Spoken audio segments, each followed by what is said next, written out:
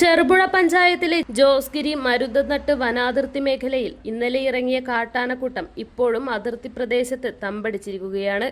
ഇന്നലെ ഉച്ചയോടെ 2 സംഘങ്ങളായാണ് ആനകൾ ജനവാസ മേഖലയിലേക്ക് എത്തിയത്.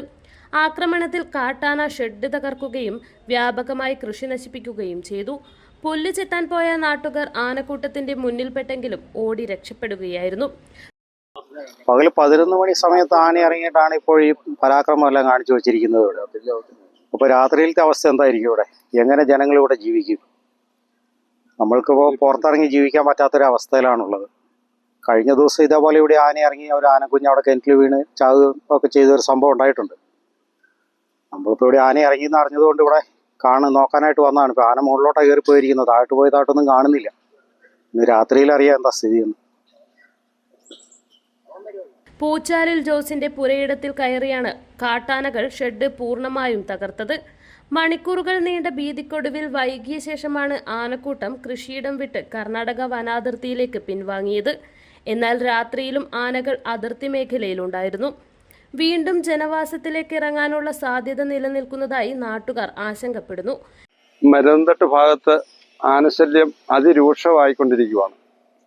കഴിഞ്ഞ മുമ്പിലത്തെ ഞായറാഴ്ച ഒരു പറ്റം ആനകൾ വന്നിട്ട് ഇവിടെ നമ്മളിപ്പോൾ നിൽക്കുന്ന ഈ മരുതനട്ട് ഭാഗത്തതിൻ്റെ 1/2 കിലോമീറ്റർ മുകളിലായിട്ട് അവിടെ ഒരു കിണറ്റിൽ വീഴുകയും പഞ്ചായത്തും ഫോറസ്റ്റുകാരും ഫയർ സേഫ്റ്റി അവരെല്ലാവരും കൂടെ വന്നിട്ട് അതിനെ കുഴിച്ചു മൂടുകയൊക്കെ ചെയ്ത സംഭവം ഉണ്ടായി.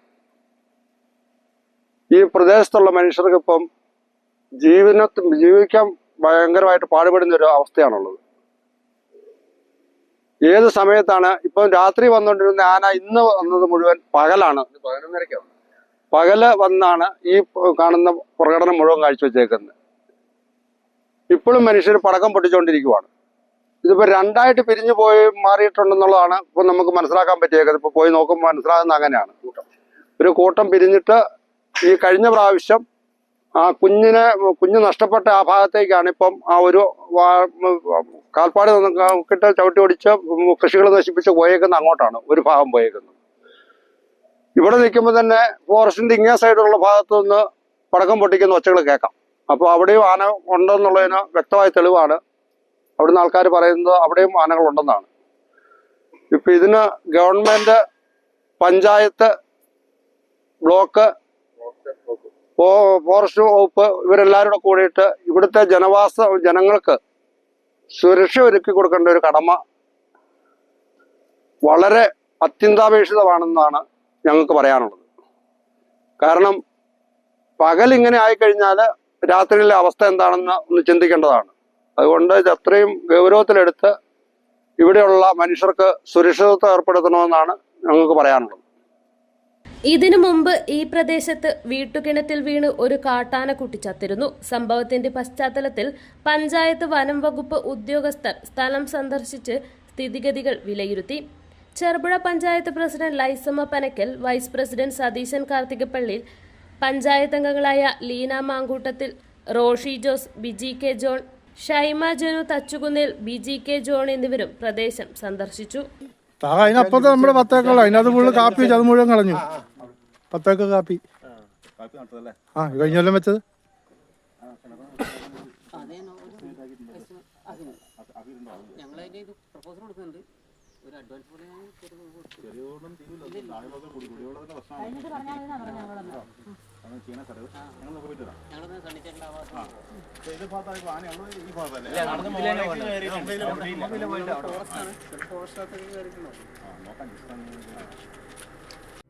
കൊല്ലംപറമ്പിൽ ബോർവെൽസ്, ചെറുപുഴ.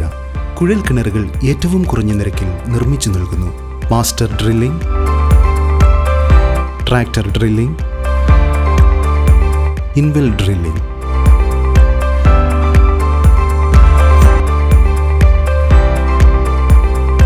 കുഴൽ കിണറുകൾക്ക് കമ്പ്യൂട്ടറൈസ്ഡ് സ്ഥാനനിർണ്ണയം. കേരള സർക്കാർ അംഗീകൃത ഏജൻസി.